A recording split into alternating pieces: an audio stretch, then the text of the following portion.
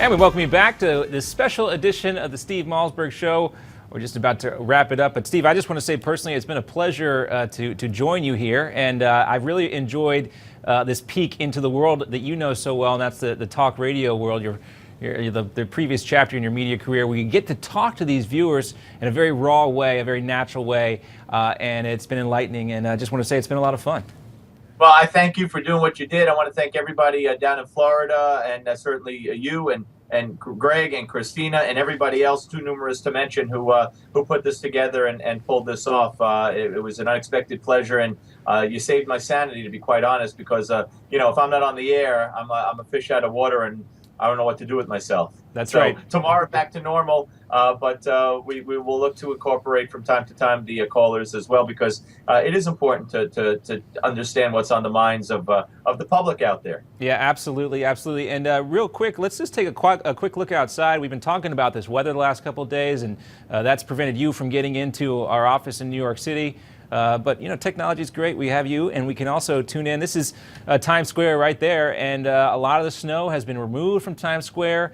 You see a lot more people milling about there than were there at this time yesterday, and so it goes with New York. And you know this better than anybody, Steve. You can't hold this city down for very long, even with a weather event like this one.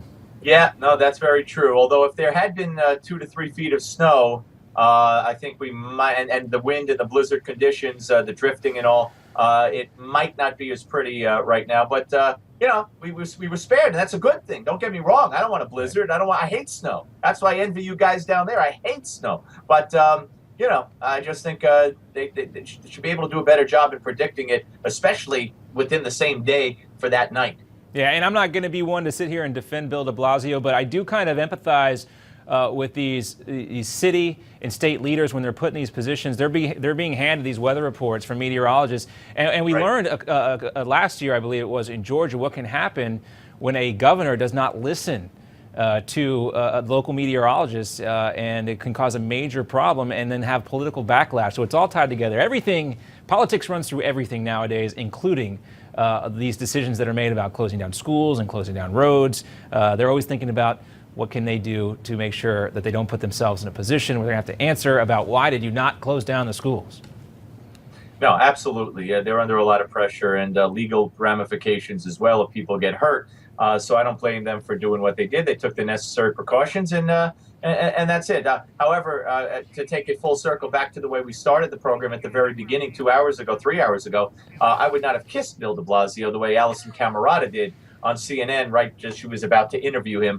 I don't know what that was all about. Yeah, that was very difficult to watch. I mean, you don't know how you can recover from that, because it's not just the kiss, but it's the hot cocoa.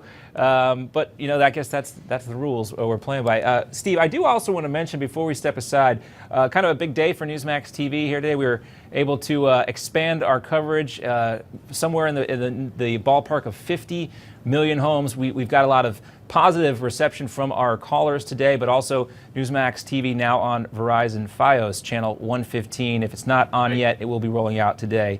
So Dish Network, DirecTV, Verizon Fios, and a number of other ways you can get Newsmax TV pretty much anywhere. And last week's announcement, a lot of independent cable providers all over the country. So there's a lot of ways. Plus, as you said, you could download the Newsmax TV app to your smartphone and watch us at newsmaxtv.com. We have archives there. All 3 shows involved have archives. JD and Ed and me, and so and of course you, a big part of every one of those shows. So it's growing. It's kudos to the company, to Chris Ruddy, who I can't believe it's been a year, less than a year. It's been 9 months, or not even 6 months. June when we went on Direct first or Dish first, I forget, and now the reach is incredible, and it's been 6 months basically. And based on the calls we've gotten today, there seems to be some traction there, so it's very encouraging all the way around. And again, I just want to reiterate, Steve, it's been a pleasure to fill in partially for you on the show today. I'll be happy to do it anytime, and hope to see you again soon. All right, John, thank you, and thank you, everybody. We'll see you tomorrow. All right, from everybody here at Newsmax TV, thanks so much for tuning in. We're back, hopefully back to normal 100% tomorrow. It's been a pleasure having you here, and thanks for calling in. I'm John Bachman. We'll see you later.